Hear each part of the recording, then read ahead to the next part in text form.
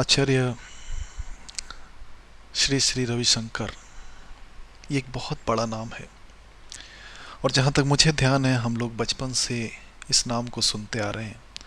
इस नाम के लिए एक असीम श्रद्धा हम लोगों के दिल में रहती है।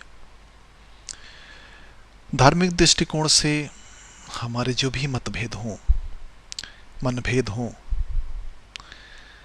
लेकिन हमेशा एक बात हमें बताई गई या हमने देखा कि श्री श्री रविशंकर जी पूरे संसार में शांति के लिए, सद्भावना के लिए काम कर रहे हैं। रियली ये बहुत अच्छा लगता है।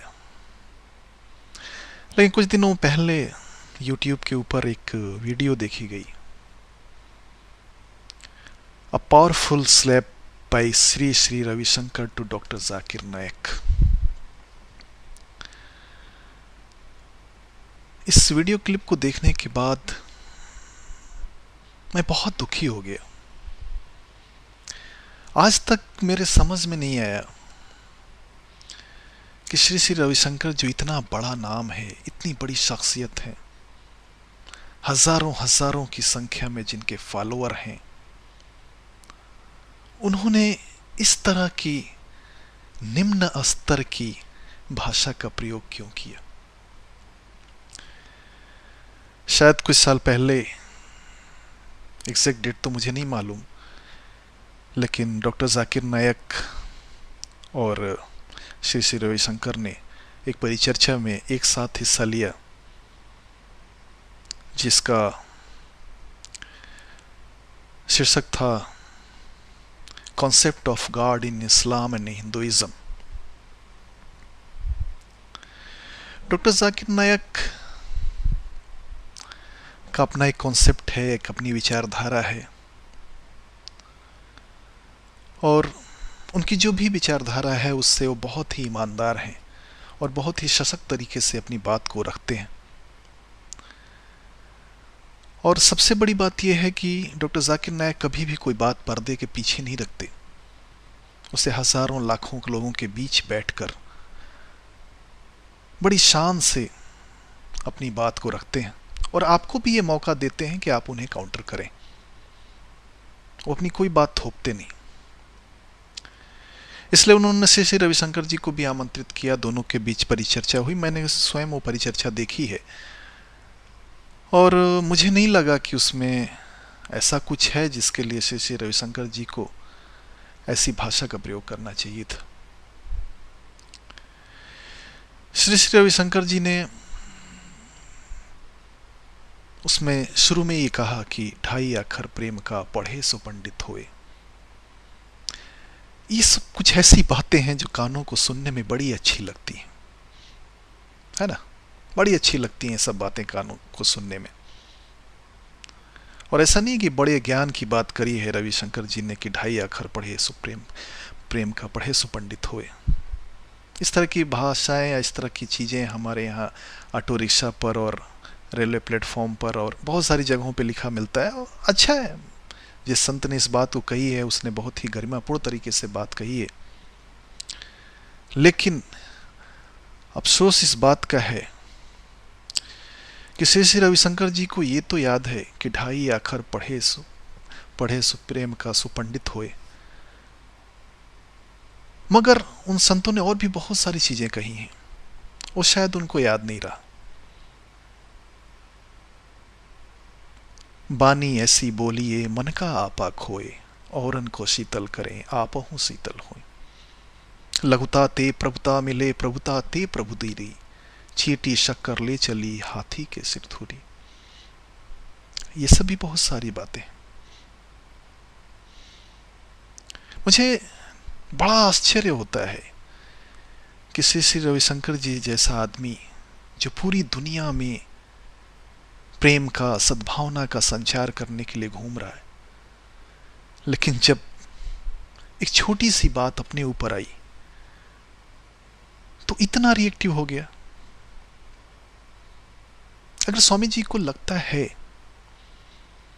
कि डॉक्टर जाकिर नायक ने उनके विरुद्ध कोई बात कही थी तो उनके पास मंच उपलब्ध था, वहां उस बात का जवाब वो दे सकते थे। लेकिन स्वामी जी का ये कहना कि वो महामूर्ख था, इसलिए मैंने उसका जवाब नहीं दिया, या वहाँ पे हिंदू मुस्लिम सद्भावना को खतरा हो सकता था मेरे जवाब देने से, ये सब बातें निसंकोच स्वामी जी ने बहुत ही गैर जिम्मेदारी से कही है। ऐसा कुछ नहीं था। डॉक्टर जाकिर नायक केवल हिंदुस्तान में नहीं, दुनिया के लगभग सारे मुल्कों में जाते, गल्फ से लेकर यूरोप तक, अमेरिका, कनाडा, यूएस, यूके, शायद ही कोई देश ऐसा बचा होगा जहां वो नहीं गए हों और अपनी बात उन्होंने नहीं कही हो। बड़ी संख्या में दूसरे धर्मों के लोग उनकी सभाओं में आते हैं, अपनी बातें कहते हैं, उनको भी जो भी एतराज़ात होते हैं वो कहते हैं उनके सामने, उनका जवाब देते हैं। श्री श्री रविशंकर जी के साथ भी जो परिचर्चा हुई उसमें भी ऐसा कुछ भी नहीं था जिसके लिए बात का इतना बतंगड़ बनाया जाए।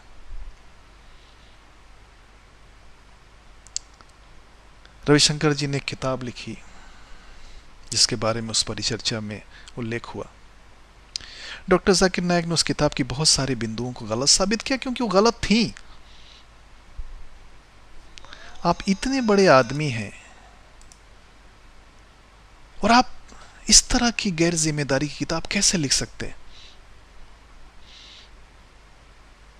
उस वीडियो क्लिप में भी श्री रविशंकर जी कह रहे हैं कि मुस्लिम खाने काबा के चारों तरफ घूमते हैं, उसको सम्मान देते हैं। तो सम्मान देना और पूजना तो एक ही है। हो सकता है श्री रविशंकर जी की भाषा में सम्मान और पूजना एक हो, लेकिन मुसलमानों के नज़दीक ऐसा नहीं है। हम अपनी पत्नी का बहुत सम्मान करते हैं लेकिन उसकी पूजा नहीं करते। हम अपने बच्चों का भी सम्मान करते हैं लेकिन उसकी पूजा नहीं करते। सम्मान और पूजा एक कैसे हो सकता है? पूजा तो जो उपास्य है, जो आराध्य है, उसकी की जाती है। सारी चीजें पूजा हो गई। आप इतने बड़े आदमी होकर इस तरह की गैर जिम्मेदाराना और विवेकहीन बात कैसे कह सकते हैं? वाद विवाद अच्छी चीज नहीं है, आपने कहा, सही है, मैं भी इसको एक्सेप्ट करता हूं। तो फिर आपको वहां जाना नहीं चाहिए था। अगर वहां जाने से पहले आप डॉक्टर जाकिर नायक को नहीं जानते हैं या उनकी शैली को नहीं जानते हैं, अगर आप ये कहना चाहते हैं, तो कौन विश्वास करेगा आपका? आप गए, जो बातें हुई, हो सकता है आपको कुछ बातें वहां अच्छी नहीं लगी या आपकी भी बातें कुछ लोगों को वहां अच्छी नहीं लगी, लेकिन डॉक्टर जाकिर नायक ने तो कभी दोबारा उस परिचर्चा के बाद से आपका संदर्भ यूज नहीं किया, इस्तेमाल नहीं किया। फिर आप इस तरह की भाषा क्यों प्रयोग कर रहे हैं? यहां तक ज्ञान की बात है स्वामी जी, ज्ञान पे किसी का एक अधिकार नहीं होता। आपने कहा डॉक्टर जाकिर नायक ने ग्लॉसरीज याद कर ली। हो सकता है आपकी नजर में कुरान, रामायण, महाभारत, गीता, पुराण, उपनिषद, बाइबल, ये सब ग्लॉसरीज हों केवल, लेकिन डॉक्टर जाकिर नायक के लिए ग्लॉसरीज नहीं है। डॉक्टर जाकिर नायक के लिए जीवन का आधार है। आप में और डॉक्टर जाकिर नायक में सबसे बड़ा फर्क यही है। आपने कहा कि उनका अपना कुछ नहीं है, केवल ग्लॉसरीज याद करते हैं। ये सही है, डॉक्टर जाकिर नायक हमेशा ये बात कहते हैं कि मेरा अपना कुछ भी नहीं है, मैं केवल स्क्रिप्चर की बात करता हूं। अगर मैं इस्लाम की बात करता हूं तो जो कुरान और हदीस कहते हैं, अगर मैं हिंदुइज्म की बात करता हूं तो जो गीता, वेद, उपनिषद कहते हैं, अगर मैं क्रिश्चियनिटी की बात करता हूं तो जो बाइबल कहती है। मेरा अपना कुछ भी नहीं है। सही है, इसमें आपने कुछ नया नहीं कहा।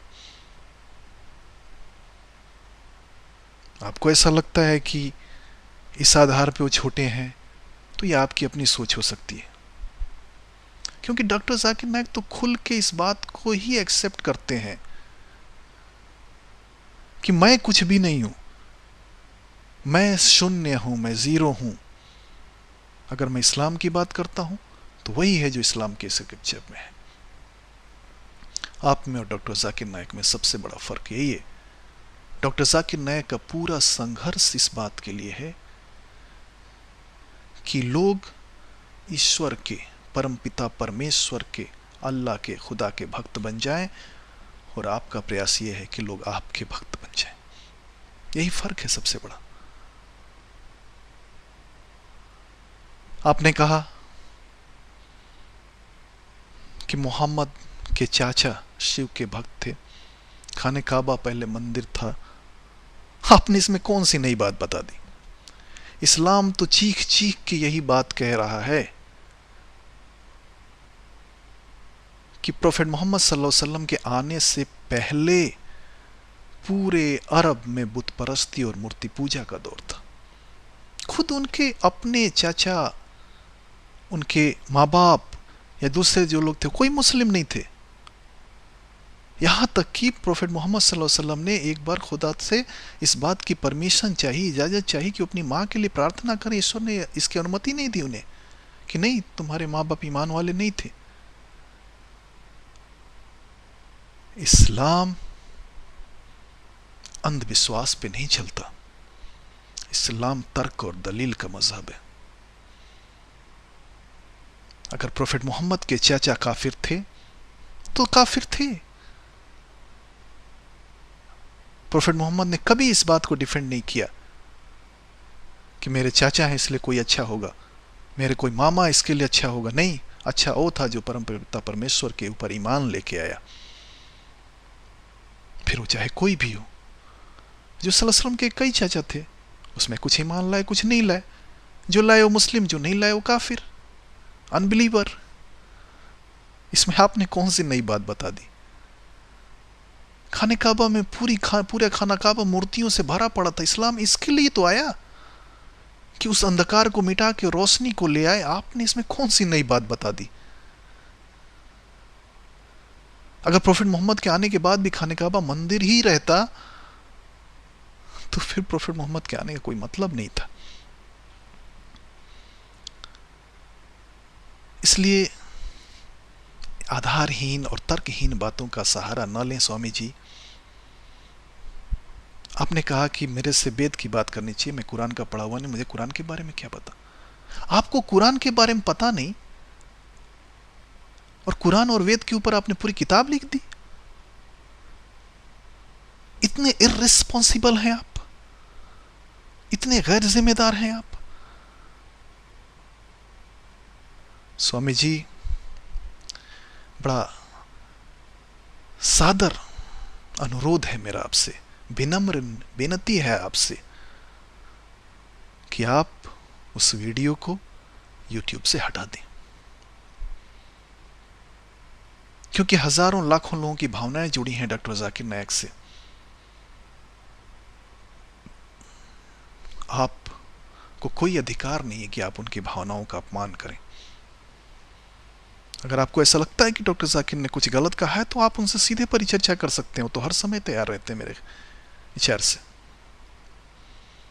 लेकिन पिछले दरवाजे से इस तरह की चीजें वीडियो अपलोड करना, आप सारे संसार को धैर्य, सब्र, प्रेम, सद्भाव का संदेश दे रहे हैं और आप इतना धैर्य नहीं रख पाए कि छोटे से वाद विवाद के लिए आपने पूरे वीडियो पे एक व्यक्ति के ऊपर इस तरह हमला किया।